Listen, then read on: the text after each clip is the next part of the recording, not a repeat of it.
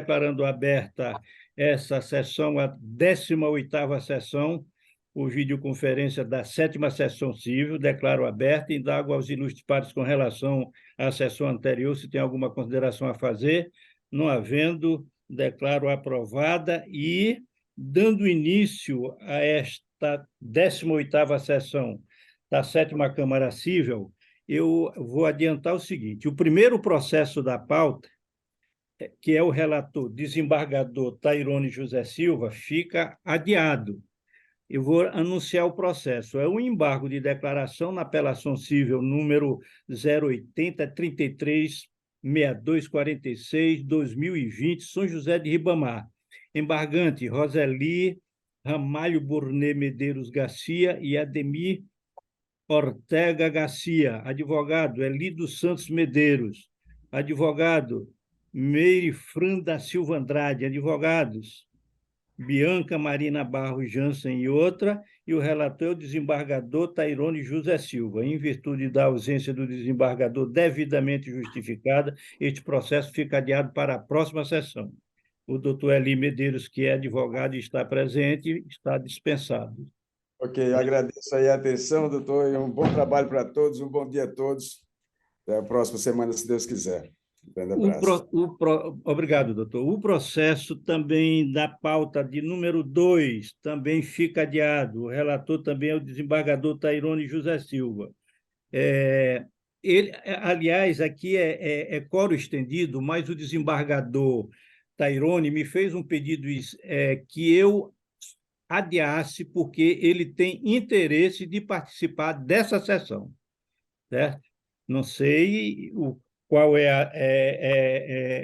a providência que ele vai tomar, mas ele me pediu que eu adiasse esse julgamento, porque ele tem interesse de participar desse julgamento. Então, doutora Valéria, se a outra advogada estiver presente, também Vossa Excelência está dispensada e o processo adiado para a próxima sessão. Só vou anunciar o número do processo para ficar registrado. É a apelação civil 0033-565-45-2013, São Luís. O primeiro apelante é o Hospital São Domingos Limitada e a segunda apelante é Gisele Cruz. Esse processo fica adiado a pedido do relator, que tem interesse de participar da sessão de seu julgamento. Então, fica adiado para a próxima sessão.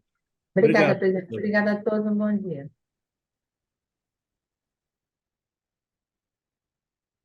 Então, desembargador Raimundo Barros, nós temos o terceiro processo,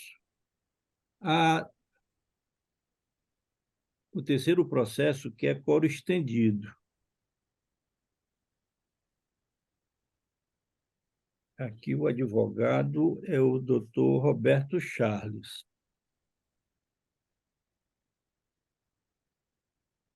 A outra magistrada convocada já está presente? Ainda não, desembargador. Desembargador Então, presidente, pois não. se me permitiria uma questão de ordem nesse processo? Posso? Pode. Muito obrigado. Desde que não seja fundamento jurídico do processo. Não, uma questão de ordem. Vossa Excelência é sempre muito, muito atencioso e muito gentil.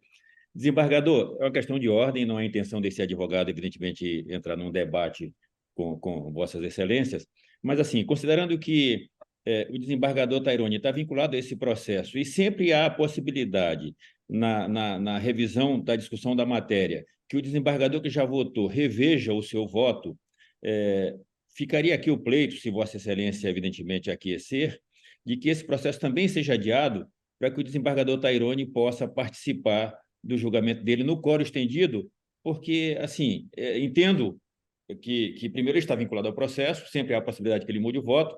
No caso de doutor Raimundo Barros aqui, substituindo o doutor Tairone, ele daria o voto no quórum estendido, mas o voto do doutor Tairone, que poderia ser revisto, acaba não sendo. Então, com essas considerações, eu faria a Vossa Excelência um requerimento agora de que o processo seja trazido na próxima pauta. Todavia, informo que me submeterei com o maior acatamento à decisão que Vossa Excelência e que essa Câmara tomar. Doutor Charles, o maior interessado no julgamento deste processo, eu creio que seja o ilustre advogado. certo? Sim, sem dúvida.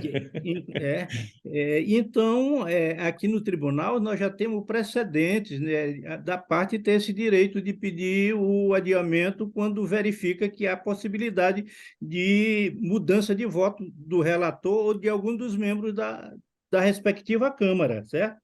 Eu, de minha Perfeito. parte, não tenho nenhuma objeção, mas eu vou consultar os demais membros da Câmara, que é o desembargador Vieira. Tem alguma objeção a respeito do requerimento do advogado, doutor Vieira? Não, presidente, acho que o pedido deve ser deferido.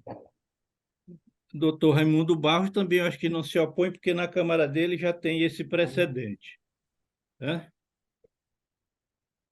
Doutor Raimundo Barros, Eu acho que a Câmara dele está travada, né? sem áudio.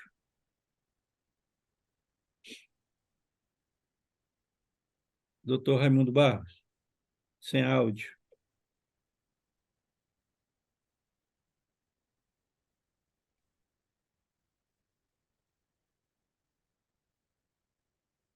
Doutor Raimundo Barros. Aura, entre em contato com o doutor Raimundo Barros, que ele está sem áudio. Vou pedir para ele ativar aqui o som. Só um minutinho.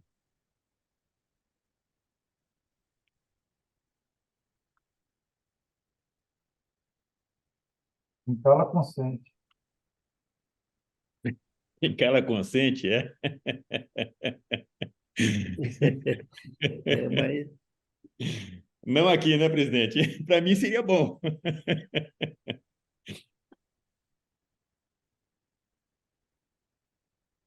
está atendendo algum telefone. Doutor Raimundo Barros. Agora ele ouviu. Diga, presidente, Vossa Excelência quer me ouvir? Não, é só porque a questão é o seguinte: o doutor Roberto Charles ele pediu o adiamento em virtude da ausência do desembargador Tairone de um processo da pauta 3. E e o desembargador Vieira, nós já manifestamos favoravelmente. E Vossa Excelência? Para adiar? É para adiar, porque é requerimento do próprio interessado.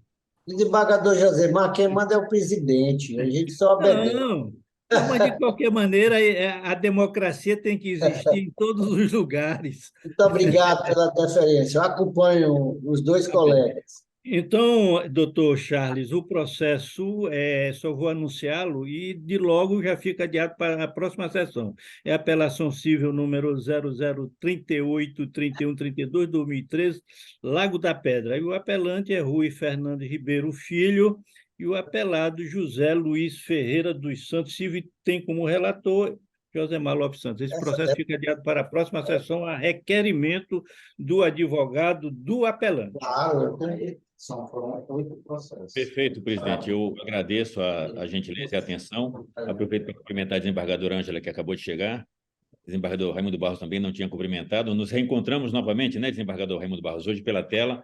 Desejo a todos um bom dia e peço permissão para me retirar, presidente. Bom dia, doutor Roberto. Doutora Ângela, o meu bom dia. Bom dia, obrigado presidente. pela presença de Vossa Excelência. Sempre Mas disponível. eu quero lhe adiantar o seguinte: Vossa Excelência foi convocado para participar de um quórum estendido e o processo referente a esse quórum estendido ele foi adiado, certo? Esse requerimento foi feito via telefone do próprio relator, que é o desembargador Tairone, certo? Que ele diz que tem interesse de participar do julgamento. Então, da nossa parte aqui, a querida amiga está liberada para dar continuidade às suas obrigações. Presidente, mas tem outros processos. Tem o 02 na pauta, que eu fui convocada. O 01 também. Só um minutinho, desembargador Josemar. Sim. É porque a desembargadora Ângela foi convocada na terceira de Direito Público em 2 processos. Direito impedido. Direito Público... porque a de Direito Público não foi sequer aberta, mas aí agora nós vamos... Tá bem. Não, mas eu aguardo. O sexto da sétima, o sexto processo dessa pauta, o desembargador Vieira também está impedido. E a desembargadora Ângela foi convocada também nesse processo. Então, nós vamos dar preferência para esse sexto processo, certo? O desembargador Vieira é impedido? Sim, presidente. É, porque o Yuri é advogado de uma das partes, né? Se Sim. bem que o Supremo já tem um entendimento contrário, mas eu vou aguardar um tempo ainda ser publicado o acordo para depois a gente ver como é que eu me adapto nessa situação aí. Então, desembargadora Ângela, sua presença, muito obrigado pela sua presença e vamos dar continuidade à nossa sessão. Então, eu vou declarar que Vossa Excelência vai participar do julgamento do 6º processo devido ao impedimento do desembargador Vieira. Irei anunciá-lo a apelação cível número 0018-782-92-2006, São Luís. Apelante. E indago primeiro a secretária se vai ter sustentação oral. Sim, o doutor Luiz Paulo Corrêa Cruz, em favor do apelante. Tá, então, a apelante é Vera Lúcia de Carvalho Montejunas, advogado Luiz Paulo Corrêa Cruz e outros. Apelado, Caixa de Previdência dos Funcionários do Banco do Brasil, Previr. Procurador Mazi Gomes Gedeon, relator desembargador Josemar Lopes Santos, procurador Dr. Eduardo Daniel Pereira Filho. O parecer aqui da Procuradoria é pelo conhecimento e, quanto ao mérito, deixa de opinar. Eu irei fazer o breve relatório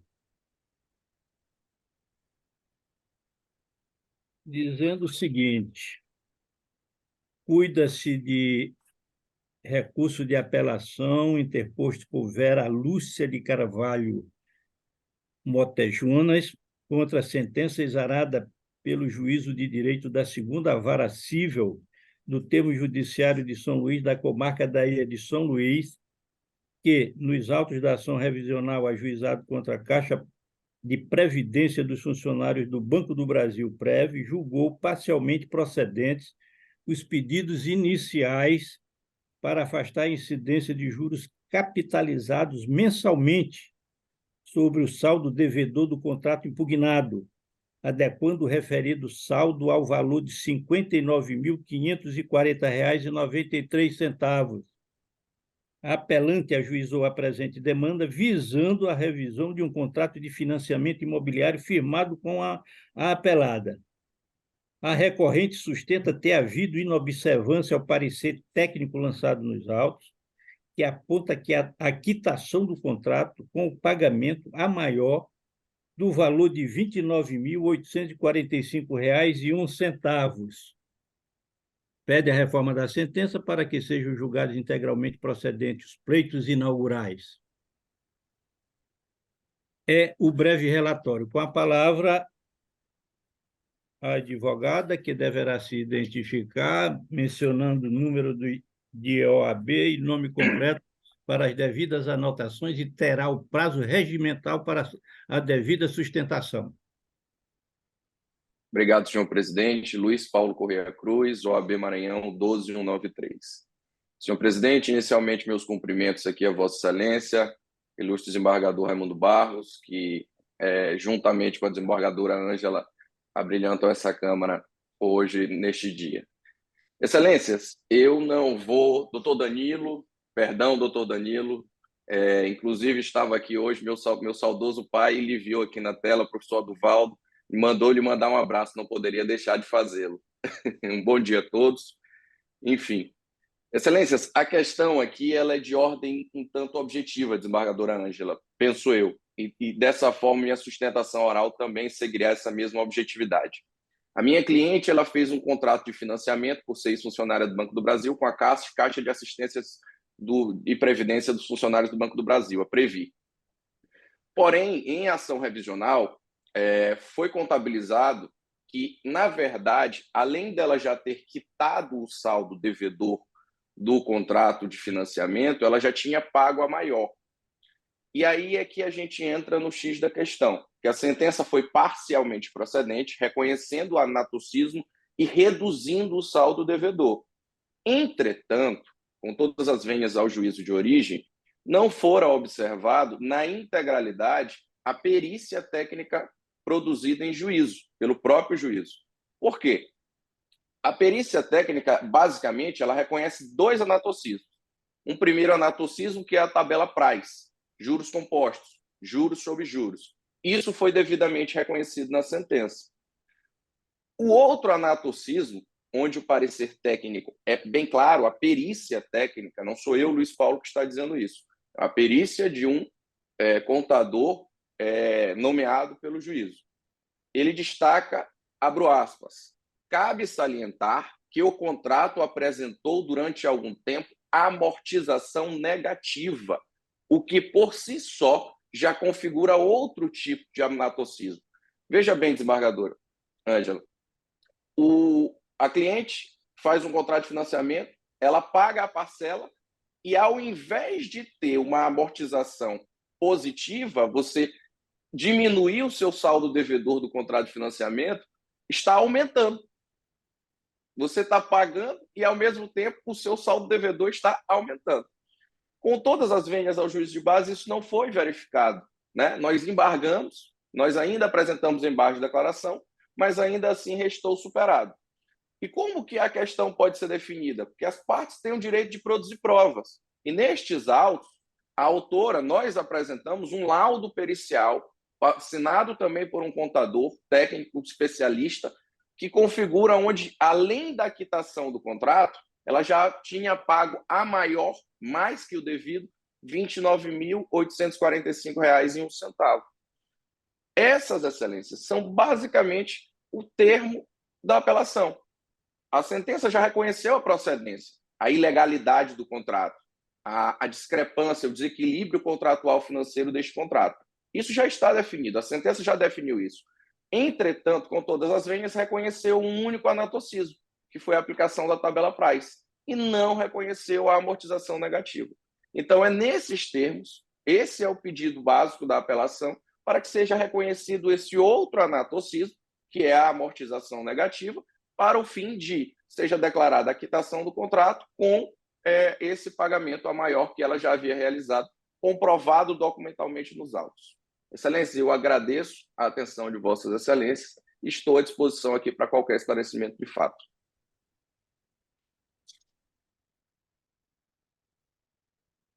Acho que Vossa Excelência está sem áudio, presidente. Doutor Danilo, embora aqui não conste o parecer da Procuradoria quanto ao mérito, mas eu gosto sempre de ouvi-lo aqui nesta sessão e solicito de Vossa Excelência se tem alguma consideração a fazer. Muito obrigado, doutor Josemar. Bom dia a todos mais uma vez. Querido doutor Luiz Paulo, um abraço ao seu querido pai. Doutor, nessas questões de anatocismo, é fundamental o juiz estar atento a dois fatores. Primeiro, a estipulação do que reza o contrato. E segundo, principalmente, a perícia, porque é um assunto técnico do qual não se pode prescindir, a perícia. Então, eu observo que esse segundo anatocismo realmente tem que ser reconhecido, porque o perito constatou essa amortização negativa. Portanto, na opinião do Ministério Público, eu acho que a gente deve dar procedência à apelação. Pois não. Obrigado, doutor Danilo. Aqui, só esclarecendo melhor, ilustres pares, é o seguinte: o juiz de base, ele julgou procedente os pedidos iniciais para afastar a incidência de juros capitalizados mensalmente sobre o saldo devedor do contrato e adequou o saldo devedor ao valor de R$ 59.540,93. As razões do apelo sustentam ter havido inobservância ao parecer técnico, como mencionou o ilustre advogado, que aponta a quitação do contrato com um pagamento a maior no valor de R$ 29.845,01, e pede a reforma da sentença. Eu vou fundamentar o meu voto dizendo o seguinte: o juiz, como destinatário da prova, entendeu por bem acolher a conclusão constante de laudo técnico, adequando o saldo devedor do contrato para reduzi-lo de R$ 80.745,67 para R$ 59.540,93. Diferentemente do que sustentado nas razões recursais, nem o parecer técnico contábil deixou de ser observado, nem ele concluiu que o contrato está quitado, com o pagamento pela apelante a maior do valor de R$ 29.845,01. Na verdade, foi o parecer técnico contábil trazido aos autos pela própria apelante, quando do ajuizamento da ação, que apontou esse suposto saldo credor. A alegação de que a sentença deixou de considerar o anatocismo da amortização negativa que houve em determinado tempo do contrato ignora completamente o fato de que o perito, para chegar à conclusão de que é um saldo devedor de R$ 59.540,93, como considerado na sentença, realizou 3 cálculos. Primeiro, A1, utilizando-se a tabela PRICE com contabilização mental e de acordo com o contrato, rememorando-se o cálculo já anteriormente demonstrado. E outro, utilizando-se a tabela PRICE com capitalização anual. E, por fim, um último cálculo pelo método simples com juros de capitalização anual. Inclusive, não se pode perder de vista, Luiz Paz, que sequer a apelante, ao delimitar o seu pedido na petição inicial, requereu a quitação do contrato com a devolução do valor. Seu pleito foi alternativo, uma vez, aí abre aspas, ela disse, uma vez apurado o valor real, que seja promovida a providência de acordo com o montante do débito ou crédito, quitando definitivamente o contrato ou apurando possíveis valores a serem complementados. Fecha aspas. Então, aqui, Luiz Pares, eu estou conhecendo do apelo e negando a ele provimento, mantendo a sentença como prolatada. É o meu voto. Como vota o desembargador Vieira? Aliás, a desembargadora Ângela, que está substituindo o desembargador Vieira. Sem áudio. Renovo os meus cumprimentos ao senhor presidente, desembargador Josemar Lopes. Quero cumprimentar também o desembargador Raimundo Barros, o nosso procurador, doutor Danilo, renovando também os meus cumprimentos ao advogado Roberto Charles, Diogo Viana, ao Luiz Paulo Cruz e a todos os servidores que estão na sala virtual. Senhor presidente, Vossa Excelência relatou muito bem o processo e fundamentou ainda com mais clareza a vossa decisão, ficou bem claro que a delimitação do pedido da apelante, né, o juiz não pode dar além daquilo que foi pedido, nós sabemos disso. Ele analisou as provas colacionadas aos autos, né, como a perícia, tanto de fundamental importância a perícia requisitada pelo próprio juízo. Então, eu creio, conforme a fundamentação exposta por Vossa Excelência, de que o juiz ele fundamentou a sua decisão, o seu deciso, com base nas provas colacionadas nos autos, como Vossa Excelência bem esclareceu. Por essa razão, não tem como não acolher o voto por inteiro de Vossa Excelência. Obrigado, doutora. E com a palavra, o eminente desembargador Raimundo Barros.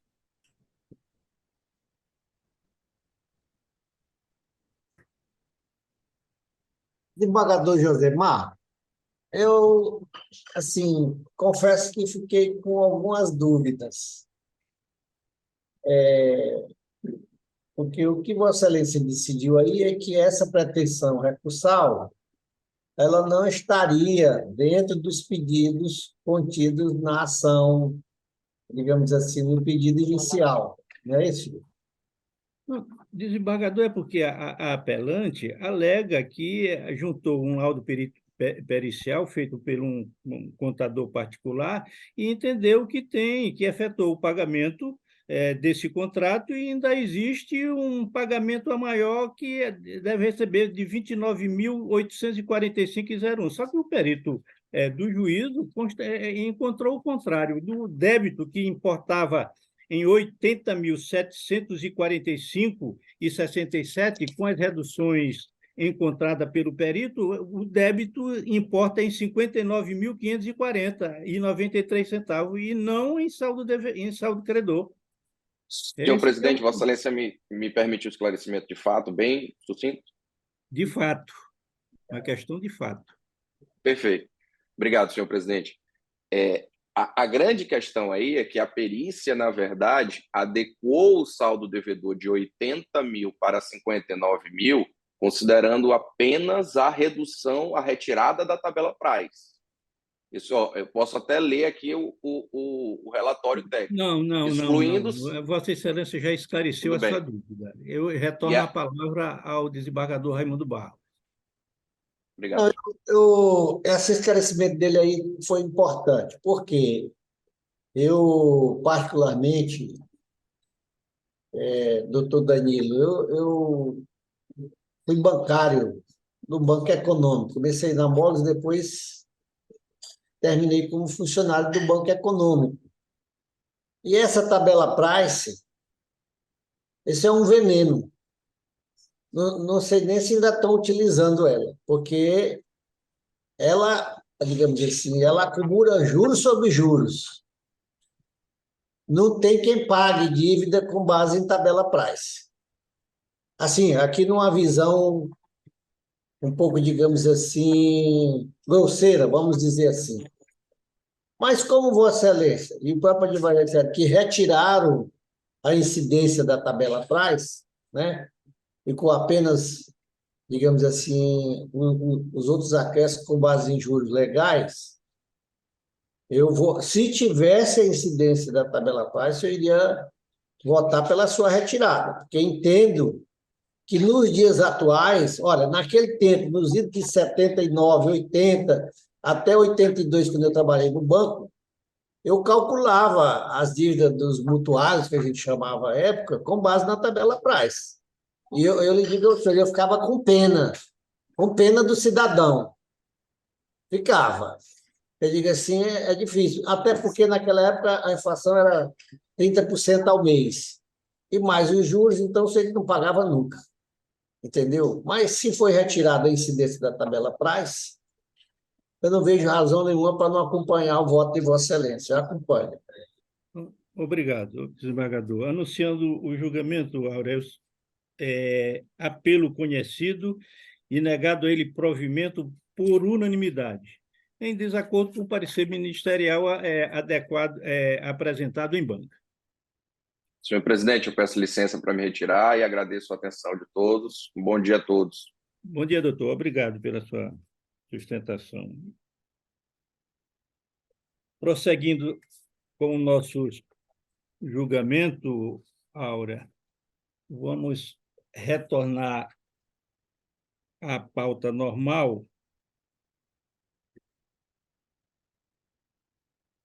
e passaremos a julgar o processo da pauta 4.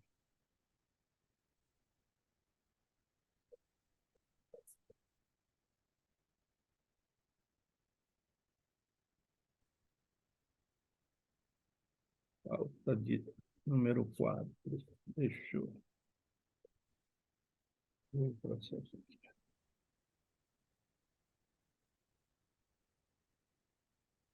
Três e 4.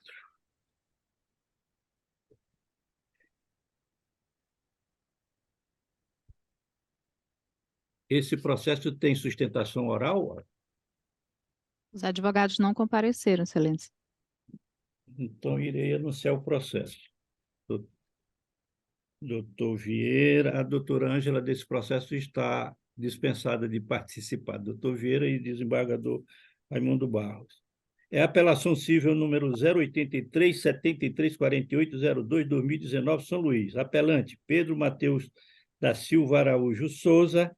Advogada Laiana Maria Guará Nunes Jorge. Apelada Mercado Livre com atividade de internet limitada. Advogado Daniel Becker Paes Barreto Pinto e outro. Relator desembargador José Lopes Santos. E procuradora doutora Maria dos Remédios Figueiredo Serra. Deixou de opinar a Procuradoria. Ilustres pares, aqui é um processo de simples análise e eu vou apenas me ater a fazer a leitura da ementa. Apelação, compra e venda anunciada em site de comércio eletrônico, fraude, tratativas ocorridas fora da plataforma do Mercado Livre, culpa exclusiva da vítima, recebimento de e-mail falso de confirmação de venda, ato de terceiro, rompimento do nexo de causalidade, falha na prestação do serviço não caracterizado, ausência de responsabilidade da apelada, sentença de improcedência mantida pelo conhecido e desprovido. Item 1. Ausentes os requisitos configuradores da responsabilidade civil, quais sejam ato ilícito ou abuso do direito, não há que se falar em obrigação de indenizar. Ônus probatórios cumprido pela apelada, demonstrando a culpa exclusiva do apelante ao inobservar as orientações de procedibilidade da plataforma. Com efeito, não tendo a apelada participado da relação jurídica entre o apelante e o fraudador, imperioso reconhecer que não pode mesmo ser responsabilizada pelo prejuízo suportado pelo apelante, restando patente a configuração exclusiva de sua culpa pela venda de produto eletrônico sem o recebimento da prestação devida. Apelo conhecido e desprovido. É o voto. Como vota o desembargador Vieira? Acompanhe, presidente. Desembargador Raimundo Barros. De acordo também. Anunciando o julgamento, Áurea. Apelo conhecido e negado a ele provimento por unanimidade.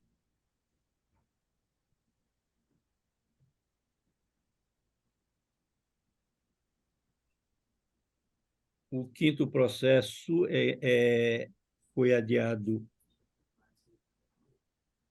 a pedido do próprio advogado que alegou que, neste mesmo horário, tem uma sessão em outra Câmara civil deste tribunal. Então, devidamente justificado o pedido, este processo eu estou adiando o julgamento para a próxima sessão. Irei anunciar o processo. É a apelação civil número 080-29-40-21-2021, Balsas. Apelante Estado do Maranhão, procuradora Luciana Cardoso Maia, apelada Associação dos Delegados de Polícia do Estado do Maranhão, ADEPOL, advogado José Herbeto Dias Júnior e o relator, desembargador José Lopes Santos, procurador doutor Danilo José de Castro Pereira. O parecer seria pelo conhecimento e desprovimento. Esse processo fica adiado a requerimento do próprio advogado interessado em seu julgamento. O sexto processo. Senhor presidente, o senhor me concede uma questão de ordem, por gentileza? Pois não? Meu nome é Diogo, eu sou advogado de um processo que é da Câmara de Direito Público. Nós ainda estamos na Câmara Civil, né? Sim, Câmara de Direito Público será aberta a sessão daqui a pouco, quando encerrar esta sessão aqui da 7ª Câmara Civil. Certo, desembargador. O que eu quero requerer para Vossa Excelência é que, se possível, que o meu processo também é da relatoria do desembargador Tairone. Desembargador Tairone tem o substituto que foi convocado. Pois é, eu quero...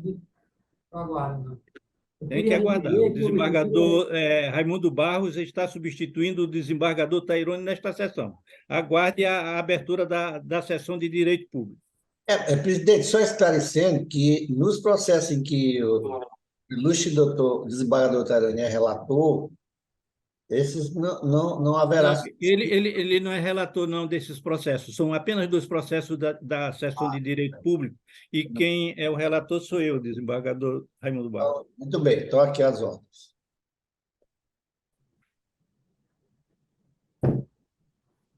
Vamos para o 7º processo desta pauta. Desembargador, doutor, aguarde a abertura da sessão de Direito Público.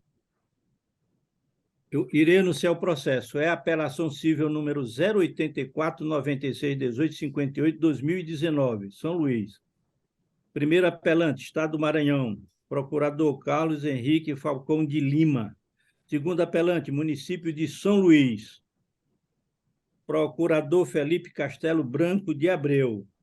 Apelada, Defensoria Pública do Estado do Maranhão. Defensor público, Vinícius Carvalho Goulart Reis. Relator, desembargador Josemar Lopes Santos. Procuradora, doutora Maria Luísa Ribeiro Martins. E o parecer pelo conhecimento e provimento do primeiro apelo e pelo conhecimento e provimento parcial do segundo apelo. Tão somente para excluir a condenação no pagamento de honorários advocatícios. Tem sustentação oral, Áurea? Não, Excelência. Nesse processo, o desembargador Vieira está impedido também. Quem? O desembargador Vieira? Você pediu, presidente.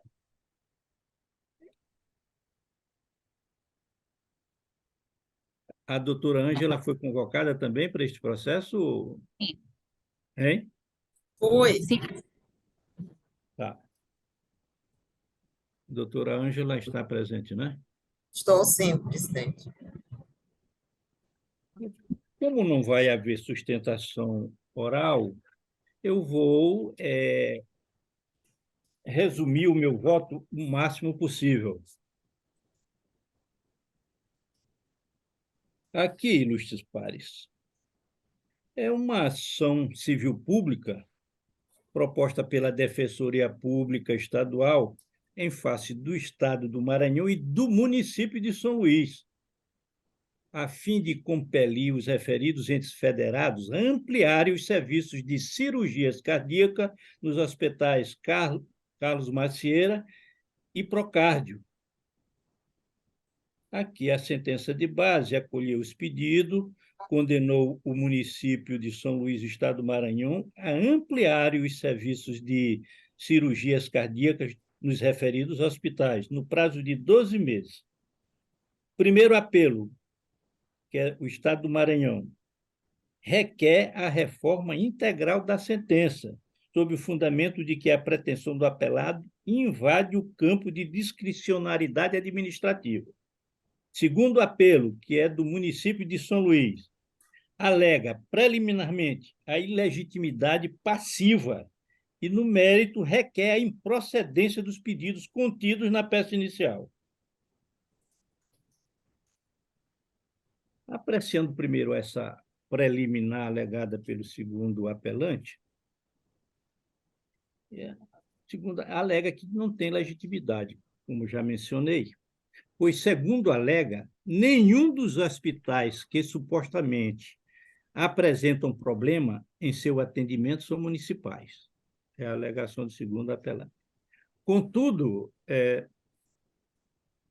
desembargadora Ângela e desembargador Raimundo Barros, ficou comprovado durante a instrução processual que o ente municipal é responsável pela gestão da fila do hospital universitário e o da Santa Casa.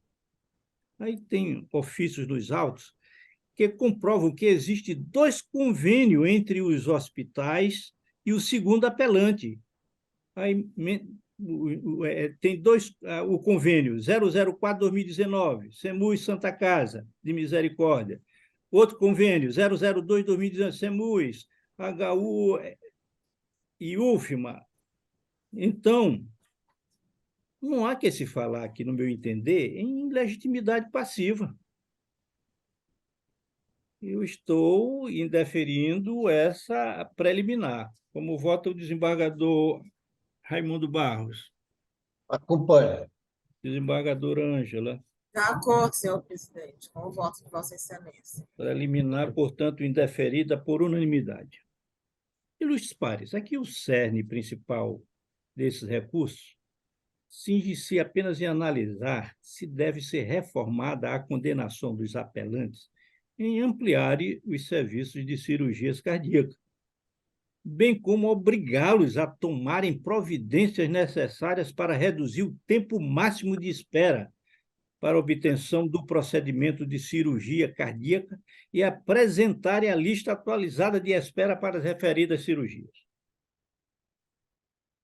Eu entendo que não há como se acolher o argumento, no caso aqui, de aplicação do princípio da reserva do possível, ou seja, da separação dos poderes, tendo em vista que não faz sentido considerar esses princípios em ações judiciais nas quais está sendo requerida a implementação de direitos fundamentais para a manutenção da própria vida humana. Feitas essas considerações, ilustres pares, constata-se, no caso de análise, que a Defensoria Pública Estadual ajuizou a presente ação civil pública em razão das inúmeras e frequentes reclamações que recebe sobre a demora no andamento das filas de cirurgias cardíacas no Hospital Carlos Macieira, no Hospital Universitário e no Hospital do Coração Procárdio, o que demanda o ajuizamento de várias ações judiciais individuais, com o fito de obter internações e cirurgias de forma céleres para casos graves. Então, aqui eu não vou me ater em detalhar o meu voto, porque Vossas Excelências conhecem bem esta situação. Então, aqui, dessa forma, eu estou mantendo a decisão do juiz de base, levando ainda em consideração a argumentação das apelantes de ausência de previsão orçamentária. Não há que se falar em tal situação, isto porque não fazem prova do alegado, ou seja, não demonstram que os recursos alocados nas leis orçamentárias não são suficientes para o comando judicial sob análise. Ademais, verifica-se que a presente ação foi ajuizada em 2018 e não há como se conceber que, desde aquela época, os poderes executivo, estadual e municipal não tenham alocado recursos para ampliação das cirurgias ou tenham adotado providências para a diminuição da fila de espera ou a elaboração de uma fila de espera única, que seja pública e acessível pela rede municipal de computadores. Houve uma aplicação de multa pelo juiz de base, eu estou mantendo esse valor, que é o patamar de 5.000, pelo descumprimento dessa providência, dessa ordem judicial. Nada impede também que, na fase de cumprimento da sentença, esse valor possa ser modificado pelo magistrado de base, caso entenda exorbitante. E no que concerne aos honorários advocatícios, razão assiste ao segundo apelante. A parte que for vencida em ação civil pública não tem o dever de pagar honorários advocatícios em favor do autor da ação. Portanto, a sentença deve ser reformada nessa parte a fim de excluir tão somente a condenação ao pagamento de honorários advocatícios. No mais, eu estou conhecendo do primeiro recurso e nego a ele provimento, bem como conheço do segundo recurso e dou a ele provimento parcial, apenas para excluir a condenação em honorários advocatícios. É como voto. Como voto do desembargador Raimundo Barros.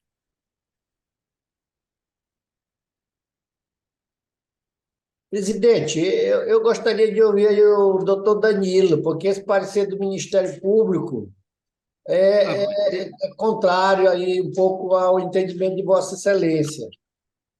Desembargador Raimundo Barros, boa lembrança. Eu também passei aqui pela mente essa providência, mas eu concedo a palavra ao doutor Danilo para se manifestar, que com certeza tem interesse neste julgamento. Está aqui o parecer. Senhores desembargadores, esse processo ele guarda em si um assunto muito sensível ao judiciário e ao executivo, né? que é a possibilidade de interferência do judiciário em ações próprias do executivo. A gente sabe que num julgado recente do Supremo Tribunal Federal, o STF fixou que não caberá ao judiciário fazer decisões, fixar decisões pontuais, ou seja, delimitando ações, por exemplo, como faça isso, faça aquilo, mas sim exigindo do executivo providências administrativas para pôr fim à situação caótica, por acaso verificada, diante da inércia. Ou seja, olha, vocês têm, vamos supor, 120 dias para elaborar um plano, para apresentar parâmetros de ações que façam com que essa situação acabe. E pelo que eu observei aqui do processo, a gente constata que havia uma situação caótica, que era o desespero de pessoas que precisavam de uma cirurgia cardíaca e que o Estado se mantinha inerte. Então, a Defensoria acionou o Poder Judiciário e o Poder Judiciário, então, fixou, a meu ver, decisões, naquela época, impróprias, porque ele disse aqui, a sentença, olha, deverão ampliar o serviço de cirurgia cardíaca nos hospitais Carlos Macedo e Procárdio no prazo máximo de 12 meses, de modo a contemplar a ampliação da equipe de profissionais, de leitos de cirurgias cardíacas, equipamentos e serviços complementares, mediante a apresentação em juízo de organograma de implementação e funcionamento a ser elaborado para este fim específico no prazo de 90 dias. Fixou adotar as providências necessárias e reduzir o tempo máximo de espera para obtenção do procedimento de cirurgia cardíaca no prazo de 6 meses, e elaborar uma lista de espera única, pública, em tempo real e acessível pela rede mundial de computadores. E, por fim, fornecer no prazo de 90 dias a lista atualizada de espera para cirurgias cardíacas no Hospital Carlos Macieira e Hospital Procárdio. Essas decisões, àquela época, elas se mostraram tanto quanto interferência do judiciário no poder, no espaço de discricionariedade do Poder Executivo. Mas acontece o seguinte, passado algum tempo, como Vossa Excelência, doutor desembargador Josemar, falou que foi em 2018, na apelação, olha só, o Estado do Maranhão, através da Secretaria de Saúde, informou que o Hospital Carlos Macieira já está operando com 100% da sua capacidade, realizando 30 cirurgias por mês, só que, ao final, disse o seguinte, a finalização da obra do Hospital da Ilha, que tem por seu escopo a ampliação dos serviços especializados de cirurgia cardíaca de urgência e emergência, atenderia a sentença. Ora, então eu vejo aí que, na verdade, essa situação já foi, de fato, contemplada pelo próprio apelante, Estado do Maranhão. No momento da sentença, havia toda a vênia possível deste representante do Ministério Público, havia uma interferência do Poder Judiciário na ação do Executivo, porque acabava determinando ações. O Judiciário não pode determinar ações, salvo se a situação for uma situação tão caótica, como teve aqui, por exemplo, aqui em Pedrinhas, que era necessário, até por uma questão de dignidade humana, de respeito aos direitos fundamentais básicos, uma interferência do Judiciário. Mas aqui, na situação presente, o que aconteceu? Havia uma situação ruim, realmente era uma situação que precisava de certa intervenção do Judiciário, mas não a ponto de fixar ações, de fixar ordens para que o Estado perdesse a discricionariedade e apenas cumprisse o que fosse determinado pelo Judiciário. Entretanto, como já disse, depois da construção do Hospital da Ilha, que já está funcionando ali por Bequimão, Angelim, essa situação já foi atendida. Portanto, eu vejo, Excelência, que não pode prosperar a apelação do Estado, porque ele mesmo já cumpriu o que fora determinado pela sentença do magistrado de primeiro grau. Portanto, como bem observou Vossa Excelência, doutor desembargador Josemar, pelo improvimento do apelo do Estado e do município, apenas provimento do apelo do município quanto a pagamento de honorários. É como se manifesta o Ministério Público, doutor. Só uma explicação, doutor Danilo, porque aqui no parecer da Procuradoria, na época, ela se manifestou pelo conhecimento e desprovimento do primeiro apelo. Desprovimento do primeiro apelo. Sim, é isso mesmo, desprovimento. Desculpa, desprovimento. Obrigado. Então, desembargador Raimundo Barros, retorna a palavra a Vossa Excelência.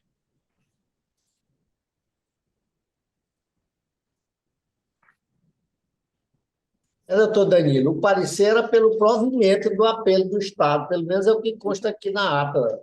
Sim, provimento. Não, desprovimento. Eu opino pelo desprovimento. Vossa Excelência agora Está modifica o banco. modificando. Está modificando. Não.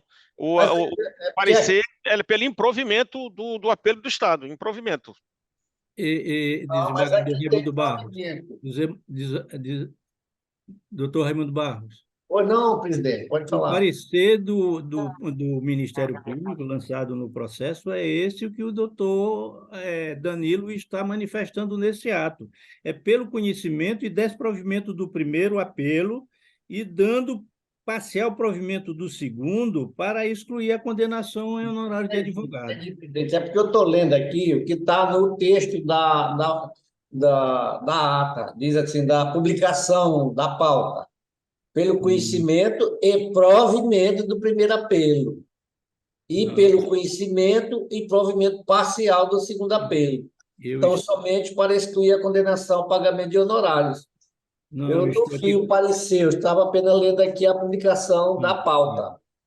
No voto está pelo conhecimento e desprovimento. Então, muito bem, vale o que está lá no parecer. Mas a minha preocupação, digamos assim, eu vi o Ministério Público, o doutor Danilo, tinha, com certeza, tinha fundadas razões. Por quê? Na verdade, doutor Danilo, eu também ainda tenho uma preocupação. É porque essas cirurgias, e agora recentemente nós vimos, por exemplo, o caso até do Fausto Silva, quem cuida dessas cirurgias é o SUS. Entendeu? Quem financia essas cirurgias é o Sistema Único de Saúde, que não está no controle, digamos assim, do Estado completamente. Né? O Estado recebe os recursos do SUS para administrar. A solução, de fato, já ocorreu, como disse aí Vossa Excelência. O Estado já ampliou esse atendimento. Mas eu acho que o certo mesmo é nós não estarmos interferindo. Por quê? Porque o SUS é quem faz isso. Ele é que fornece o recurso. E o SUS é repasse da União Federal. Que aí o Estado vai dizer, mas eu não recebi os recursos. Como é que eu vou fazer essa ampliação? Mas, como política pública, o Estado poderia, como fez, né, construir o hospital que ampliou esse atendimento, né, doutor Danilo? Então, no momento, eu vou acompanhar Vossa Excelência e o parecer do Ministério Público nesse sentido, de negar provimento ao apelo do Estado, porque ele até, de fato, já cumpriu a sentença, né?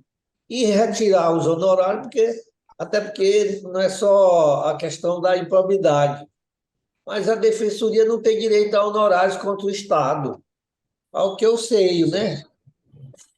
Ao que eu sei, não sei se mudou isso, né? Porque como é que ele vai receber o honorário do patrão dele? Defensoria Pública Estadual, desembargador Raimundo? Sim, senhora desembargador. Não tem, não. Então, tem. Não tem. Como é que ele vai receber dinheiro do patrão dele, os honorários? Essa é pacífica, do STJ, a súmula, tudo. Não tem. Então, com esses simples apontamentos, eu acompanho Vossa Excelência. A desembargadora Ângela, como vota?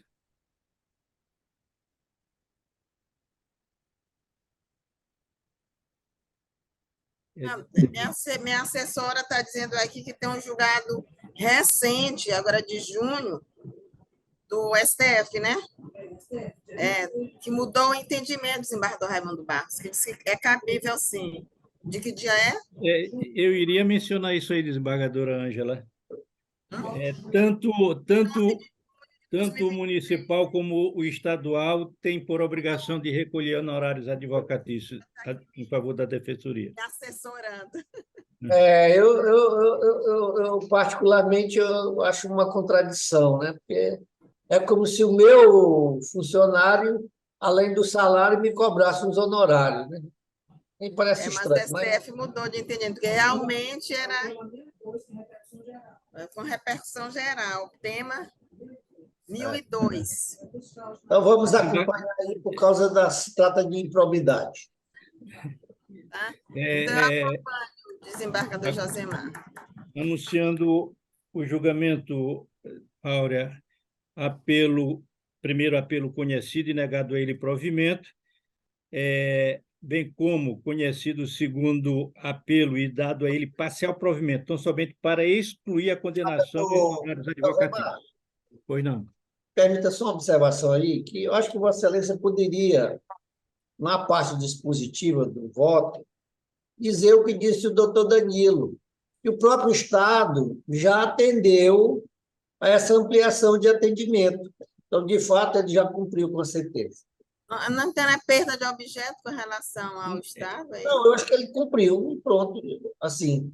Porque, de qualquer maneira, o recurso do Estado está sendo desprovido. Né? Muito bem, obrigado. Vamos dar prosseguimento ao julgamento dos processos da pauta. Desembargador Vieira, Vossa Excelência é o relator do próximo processo. É um agravo interno. Tem que aprender a falar. Agravo interno em agravo de instrumento número 080-5061-81-2022, São Luís. Agravante, Caweb Informática Limitada, ME, advogado Eduardo Dias Cerqueira. Agravada, WIT Telecomunicações, Eislard. E advogados Albert Robson Matos Neves e outro, o relator é o desembargador Antônio José Vieira Filho, procuradora doutora Rita de Cássia Maia Batista, deixou de opinar. Com a palavra o eminente relator. Vai ter sustentação oral? Não, Excelência, o advogado não compareceu. Então, fazer o seguinte, eu vou ler a emenda, e qualquer dúvida a gente esclarece. Agravo interno e agravo de instrumento, ambos os recursos trazidos a julgamento conjuntamente na mesma sessão. Perda do objeto do agravo interno, recurso prejudicado, direito processual civil, contrato de internet, previsão expressa de cláusula de fidelidade, pedido de tutela provisória de urgência para determinar a suspensão da cobrança de multa em deferimento pelo juiz a qual. No caso, a parte agravante propôs a demanda requerendo a concessão de tutela provisória de urgência para suspender a cobrança de multa pela rescisão do contrato e para compelir a reagravada a retirar os protestos em seu nome. Ocorre que, conforme a previsão expressa no instrumento contratual pactuado pelos litigantes, a avença celebrada não poderia ser rescindida antes do transcurso de 24 meses da contratação, sob pena de multa. Outro assim, ao contrato objeto da lide, previsão expressa denominada de cláusula de fidelidade, cuja legalidade já foi declarada pelo Colégio do STJ, agravo interno prejudicado, agravo de instrumento conhecido e improvido. É como voto. Desembargador Raimundo Barros. Acompanhe o relator, presidente. Também acompanho o relator. Decisão, apelo conhecido, recurso conhecido e negado a ele provimento, por unanimidade. O nono processo da pauta é apelação civil número 084/2011, 57/2020, São Luís. Apelante, HP Vida Assistência Médica Limitada. Advogados Isaac Costa Lázaro Filho, apelado Márcia Maria Ribeiro dos Santos, procurador Hugo Gedeon Cardoso e Mariana de Jesus Cardoso, o relator desembargador Antônio José Vieira Filho. Sem parecer. Com a palavra, eminente relator. Presidente, a emenda é o seguinte. Apelação civil, plano de saúde. Apelação civil, plano de saúde, cobertura, recuso injustificado. Negativa de tratamento moral em re ipsa. Cabimento, recurso conhecido e improvido. A recusa indevida e injustificada pela operadora de plano de saúde em autorizar a cobertura financeira de tratamento médico, a que esteja legal ou contratualmente obrigada em seja reparação a título de dano moral para agravar a situação de aflição psicológica e de angústia do espírito do beneficiário. Recurso conhecido e improvido. É como voto, presidente. Desembargador Raimundo Barros. Acompanhe o relator, presidente. Acompanho também o relator, anunciando o julgamento, processo, recurso conhecido e desprovido. Votação unânime. Eu creio não. Chegamos ao final da pauta dos processos da 7ª sessão. Declaro essa sessão encerrada e a desembargadora Ângela, agradeço a sua participação e tenha um bom dia. Tem alguma consideração a fazer, doutora Ângela? Sem áudio, sem áudio.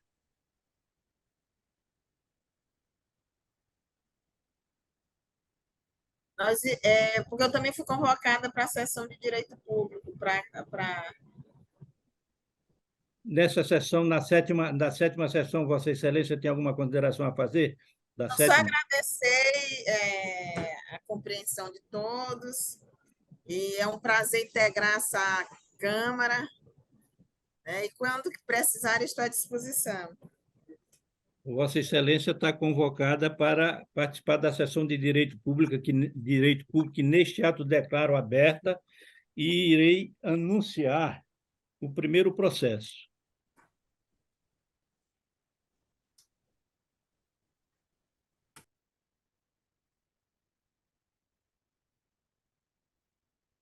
É a apelação civil número 083-18-1409-2021, São Luís, primeiro apelante, N Belo Farmácia de Manipulação, advogado Alex Aguiar da Costa, segundo apelante, município de São Luís, procurador Alex Romboldt de Souza Ramos, primeiro apelado, município de São Luís, procurador Alex Romboldt de Souza Ramos, eu não sei se a pronúncia está correta. Segundo apelado é N Belo Farmácia de Manipulação, advogado Alex Aguiar de Costa, relator desembargador José Malopes Santos, procuradora doutora Rita de Cássia Maia Batista, e o parecer, pelo conhecimento e quanto ao mérito, deixa de opinar. Eu indago da secretária se tem sustentação oral. Não, Excelência.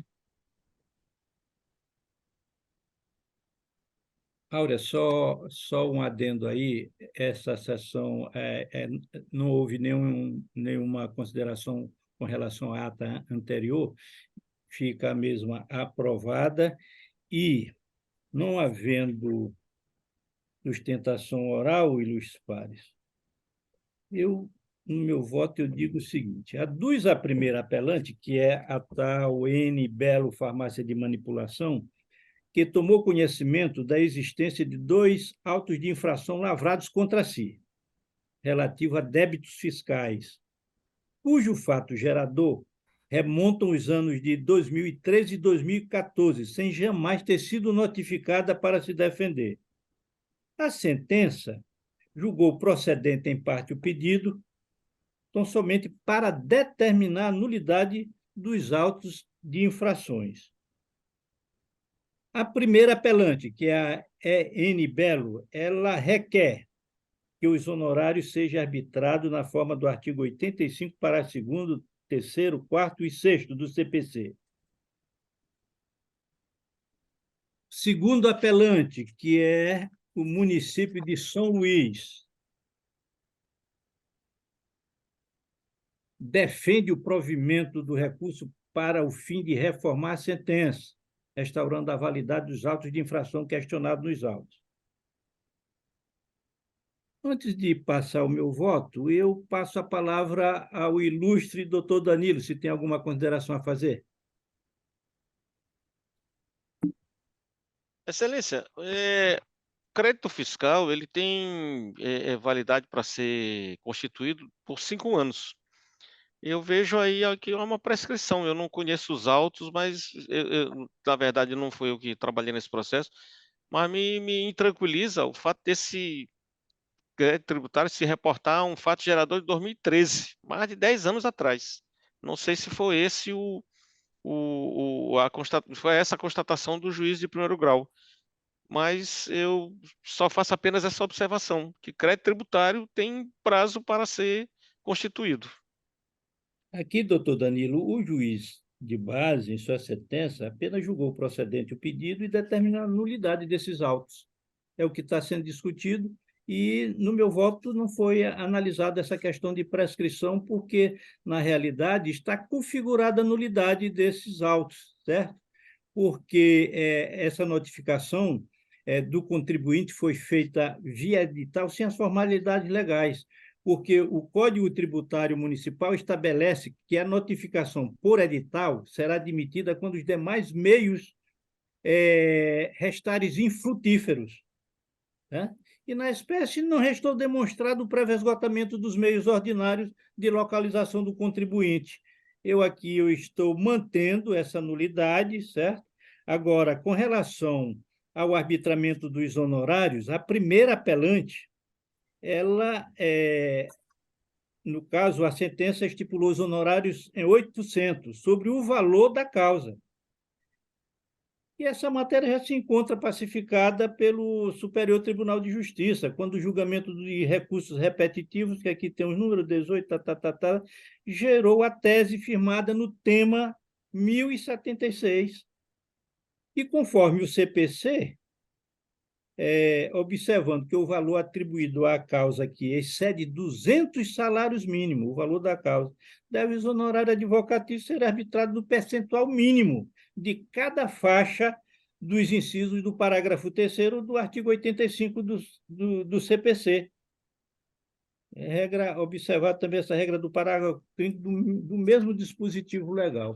Eu aqui estou conhecendo do primeiro apelo e dou provimento a ele parcial para reformar a sentença quanto ao arbitramento dos honorários, certo?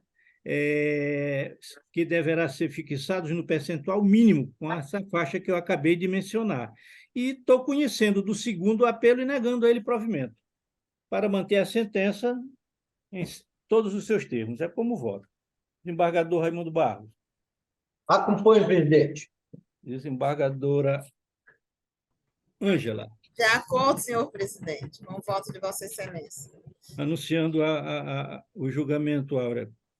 Conhecido o primeiro apelo, por unanimidade, dado a ele provimento, tão somente para fixar o percentual dos honorários nos mínimos da faixa dos artigos, do artigo 85, parágrafo 3º. E o segundo apelo também conhecido e negado a ele provimento, por unanimidade de votos. Prosseguindo com os nossos julgamentos, o segundo processo da pauta é a apelação civil número 00306680-2017, Pinheiro. Apelante Antônio José Brito. Advogado Emerson Soares Cordeiro. Apelado Estado do Maranhão. Procurador Oscar Lafayette de Albuquerque Lima Filho. Relator, desembargador Josemar Lopes Santos. Procuradora doutora Domingas de Jesus Frois. Pelo conhecimento e quanto ao mérito, deixa de opinar. Tem sustentação oral, Áurea? Não, Excelência. Senhor presidente, eu vou pedir licença para me retirar, porque eu fui convocada apenas para esse processo na sessão. Eu estou... Doutora Ângela, eu lhe agradeço a sua participação e sua delicadeza e gentileza durante esse julgamento. Muito obrigado, viu? Sempre à disposição. Obrigado. Bom trabalho, bom trabalho. Feliz semana a todos. Obrigada. Pois não. Áurea, o que foi que houve uma manifestação aí? O que foi? Eu estou na sala. Advogado da... Tá. É advogado de quem? Sou Emerson Soares Cordeiro, advogado da apelação, advogado do autor. Áurea, houve requerimento de que haveria sustentação oral? Sim, mas eu não consigo visualizar aqui nem o advogado, nem na lista aqui. Como é o nome do advogado que vai fazer? Não está aparecendo, presidente. Não tem imagem do advogado. Não tem. Nós já decidimos isso, que não pode. Só pela voz não pode. E onde é que ele ele vai ficar parecendo um fantasma. Não, e pode qualquer um usar a palavra e dizer que é o advogado. Exatamente. Eu não consigo... Meu vídeo foi interrompido aqui, eu não estou conseguindo adentrar. Não, não tem condição de fazer É. essa imagem, não tem como. Mas se for liberado o meu vídeo, eu posso entrar, porque não foi liberado, está interrompido. Aí é com a secretaria. Eu vou dar uma sugestão ao ilustre advogado. E, doutor, o senhor é advogado de quem? Da qual a parte? Eu sou do autor, Excelência. Do Antônio José Brito. Eu vejo Então, cedo aqui. para evitar, viu, desembargador Raimundo Barros? Ele apareceu agora aqui no vídeo. Eu estava interrompido, não poderia entrar. Eu estava interrompido, estava impedido, inclusive o áudio. Então, se não adentrasse na sessão, doutor, não seria permitida a sua participação. Não. Qualquer advogado pode te dizer que é advogado e querer fazer sustentação oral aqui. Eu entendo e assim, é seguro isso, tem que aparecer, eu acho que isso é muito justo. Viu? Eu não apareci antes. Tá bem, está justificado, doutor. Eu vou dar prosseguimento ao julgamento fazendo o relatório. Cuida-se de recurso de apelação interposto por Antônio José Brito contra a sentença exarada pelo juiz de direito da primeira vara da comarca de Pinheiro, que julgou parcialmente procedentes os pedidos formulados na peça inicial. O recorrente alega que foi denunciado por supostamente praticar o delito tipificado no artigo 155 do Código Penal. Todavia, afirma que, no momento da prisão, o policial militar efetuou o disparo de arma de fogo contra si para evitar sua fuga, mesmo não tendo apresentado resistência no momento da abordagem, deixando sequelas graves. Relata que foi absolvido do crime a ser imputado por ausência de prova, motivo pelo qual, diante da abusividade na abordagem policial, requer a indenização por danos morais e pela lesão sofrida.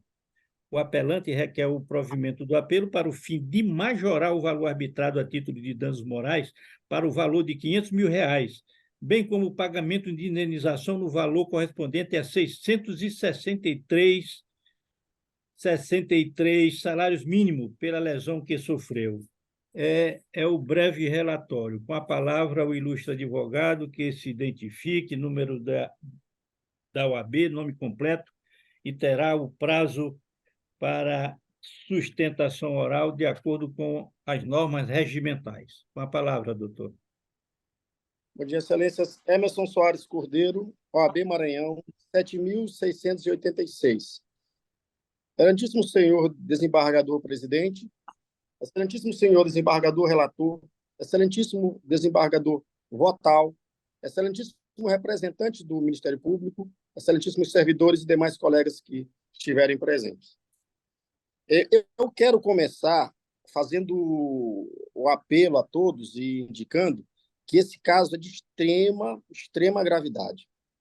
Nós temos aqui, eu sou um civilista, tive contato com esse caso, inclusive atuei na ação criminal, por uma questão que a mãe dessa vítima, ela é minha cliente, ela tem deficiência visual, foi cliente previdenciária do escritório e chegou em desespero porque seu filho tinha sido baleado, encontrava-se no hospital algemado, sem que pudesse ser operado.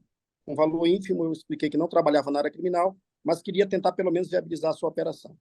Confesso aqui que, de início, o filho dela é um usuário de entorpecentes, até eu achei que, lógico que essa culpa não configuraria nenhuma explicação plausível para a violência que ele sofreu, mas imaginei que, como ele, à época, menor de 21 anos, fez alguns furtos, teria cometido esse também. Cheguei lá e ele me disse, não cometi, excelência, não cometi, doutor, não sou inocente. A gente conseguiu que ele fosse operado, fosse solto, que a polícia não queria nem tirar as algemas, ele foi operado e foi feita a instrução processual, onde ficou comprovado, inclusive com depoimento da própria vítima, de que ele, de fato, não tinha cometido esse furto. O furto que ele fez anteriormente levou uma equipe especializada e violenta, que é o GOI, a abordagem que foi informada, e que eles pisaram, inclusive, na perna dele e atiraram no joelho, dizendo que ele nunca mais furtaria a bicicleta, era um furto de uma bicicleta. Isso aqui foram informações que tivemos, mas o que foi comprovado em audiência, depois de uma discussão acalorada entre o Ministério Público e o policial que efetivou o disparo, foi que, de fato, o disparo foi feito sem nenhuma resistência e sem nenhum risco de vida ao policial. Ele assumiu em depoimento que ele segurava as vestes do autor e que, para esse não fugir, ele efetuou o disparo. também foi assumido que ninguém viu ele com bicicleta, essa bicicleta não foi recuperada, e o próprio, como eu já disse, a própria vítima falou em depoimento, deixou bem claro de que não tinha sido ele, de que não tinha nenhuma informação de que tinha sido ele. Somente houve a pergunta quem era alguém que já tinha cometido um crime de furto, e por isso a equipe especializada, os agentes do Estado, foram lá e fizeram essa agressão e essa violência e esse crime que resultou na deficiência permanente do autor. A gente quer destacar que o próprio STJ tem precedentes, a gente juntou aqui na apelação, de que casos semelhantes que resultem em invalidez permanente, eles estão orçados em indenizações que vão de 300 a 500 salários mínimos. E o valor aqui da sentença foi de R$15 mil. É um valor que, bem de perto, leva em consideração o que sofreu a vítima, e muito menos pune o Estado de forma socioeducativa, para que o Estado, através de seus agentes, não cometa mais esse crime. A gente observa aqui que, em continuando esse valor ínfimo, é um incentivo, porque a gente não tem nem notícia se esse agente, de fato, foi processado. Não há essa informação. Até o momento da audiência, até o momento da absolvição, não houve essa informação nos processos. Não existia um inquérito contra o policial. E ele foi absolvido, e acho de destacar que, na própria sentença de absolvição, a juíza destaca que não existia elementos nem de autoria e muito menos de materialidade.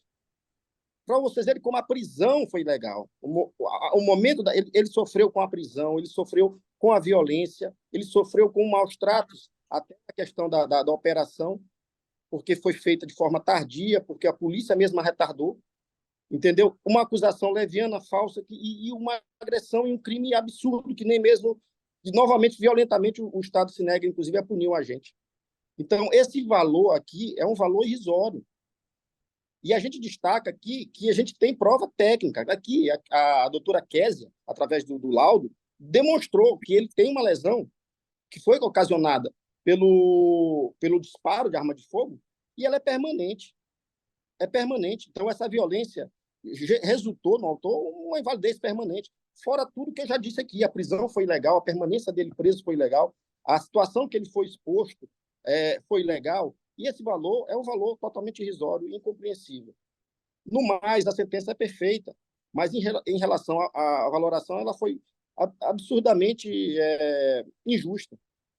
E eu tenho certeza que esse tribunal, ao observar toda a gravidade da situação, ao observar tudo que foi feito, tudo que os agentes do Estado ocasionaram a ele e sua família, vão restaurar e vão corrigir esse erro. E a única forma de corrigir esse erro não é outra, senão a majoração, um valor que seja aceitável, que sirva tanto para que esse absurdo, esse crime cometido contra a vítima tenha uma reação, nem que seja no âmbito civil, que já é pouco. A gente sabe que o agente dificilmente é punido, acho que dificilmente vai ser punido. A família e ele aguardam isso, mas eu não tenho como comprovar, ou como pedir, ou como citar que isso vai acontecer, porque normalmente isso não acontece. Mas, pelo menos no âmbito civil, diante de todas as provas aqui, diante da absolvição, da inexistência, inclusive, de materialidade, diante da situação que passou, diante da deficiência que adquiriu, de todo o sofrimento que aqui não dá nem para mensurar, eu não consigo nem me pedir que a gente se coloque no lugar, ou que eu me coloque no lugar, porque realmente não existe preço para todo o sofrimento que ele experimentou, está experimentando e vai experimentar por toda a sua vida. Com isto, com estes termos, que eu requero o conhecimento do presente recurso e seu provimento para fim de reforma da sentença, com uma justa majoração da condenação para R$500 mil ou outro valor que Vossa Excelência acha injusto, dentro do limite de 300 e 500 salários mínimos, que é o entendimento do STJ nesse sentido, em temas semelhantes. Agradeço as excelências a todos e desejo um bom dia.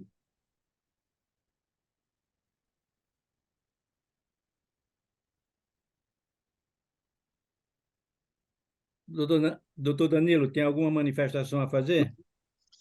Sim, excelência. Olha, conforme o ilustre advogado falou aí, reconheceu, ainda não há nos autos comprovação de que os agentes públicos foram condenados. Isso nos leva a crer que a situação daquele momento, do disparo da arma, ela pode estar aí ofuscada por causa do tiro mas às vezes, numa diligência policial, situações de fato exigem uma ação enérgica da polícia, o uso da força. Não estou dizendo que houve isso, essa necessidade, mas na falta dessa precisão dos fatos, a gente tem que ficar atenta à necessidade de intervenção da polícia e, às vezes, intervenção com força. Entretanto, um disparo de arma de fogo que causa lesão permanente sempre é merecedor, e justifica uma indenização a favor da vítima, né?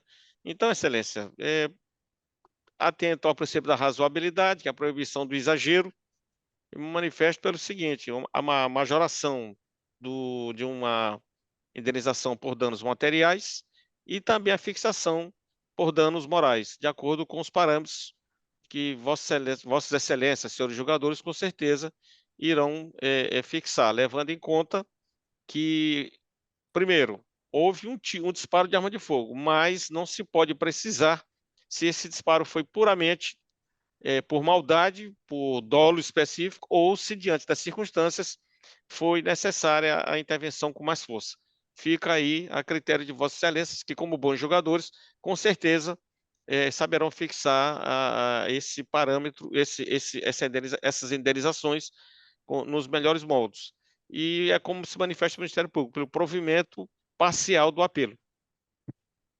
Obrigado, doutor Danilo. É só para iniciar esclarecendo a dúvida de Vossa Excelência, consta que esse disparo de arma foi efetuado para evitar a fuga do recorrente, certo? E ele alega que não houve resistência a essa prisão e o juiz de base condenou o Estado do Maranhão apenas ao pagamento da quantia de R$ 15.000, como já dito pelo advogado, a título de danos morais. E como pontuou o próprio advogado, ele quer a majoração desse valor e aponta um valor de R$ 500.000. Eu aqui, ilustres pares, não há dúvida de que, de acordo com o acervo probatório, de forma clara, está apontada a conduta excessiva dos policiais militares, certo? Que dispararam essa arma e o tiro atingiu o joelho esquerdo do apelante.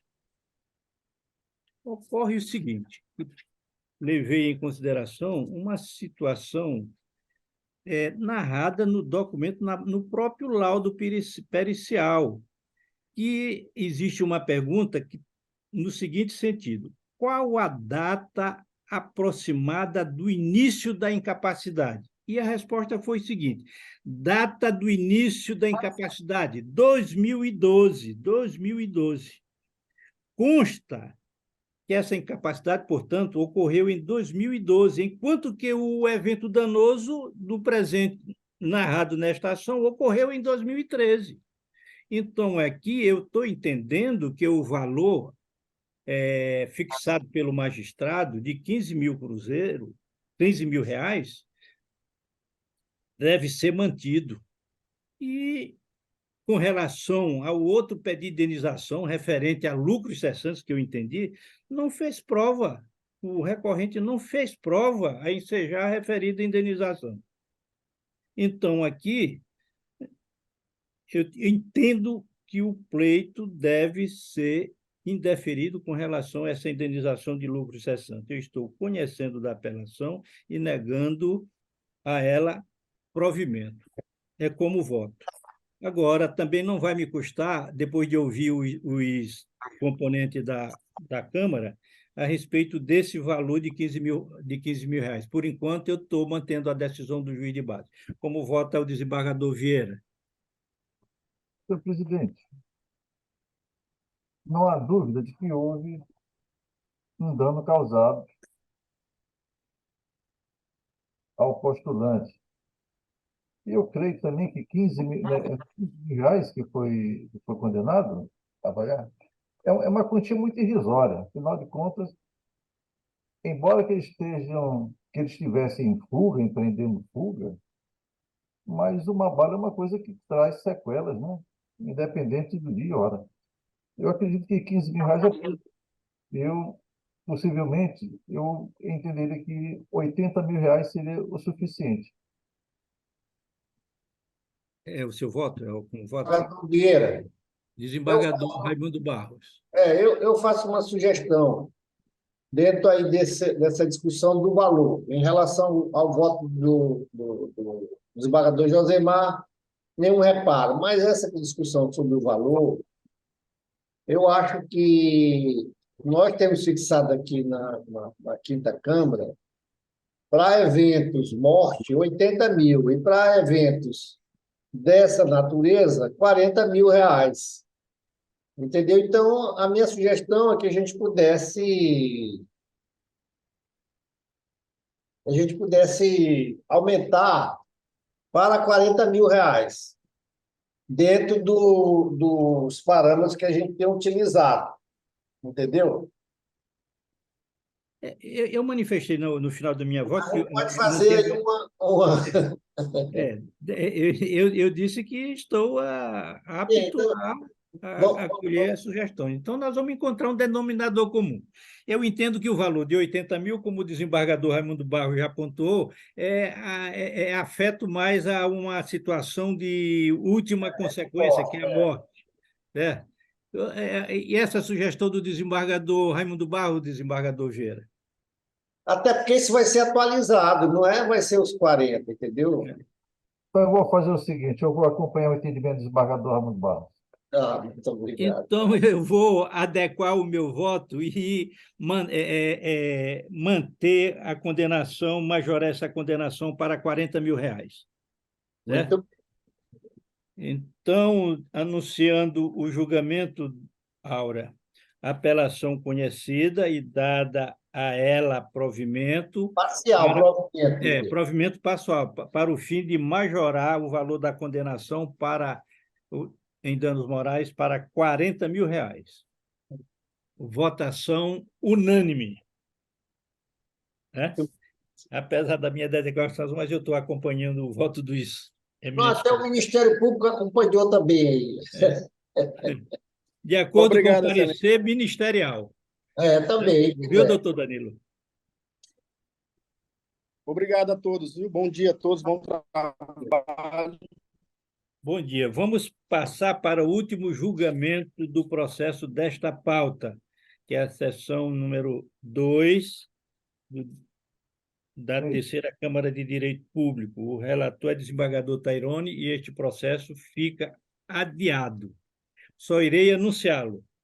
Apelação civil número 0817613, 12/2021, São Luís, apelante Joerbert Márcio da Silva Chaves, advogados Diogo Uchoa Viana Machado e outros, apelado do Estado do Maranhão, Procuradoria-Geral do Estado, o relator desembargador Tairone José Silva, a procuradora doutora Rita de Cássia Maia Batista, processo adiado em vista da ausência do eminente desembargador devidamente justificada. Processo adiado para a próxima sessão.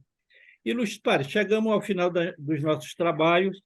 Eu declaro os trabalhos encerrados, agradecendo a presença do desembargador Raimundo Barros, o doutor Danilo, doutor Vieira, e um bom dia de trabalho a todos e que Deus nos ilumine nesta caminhada.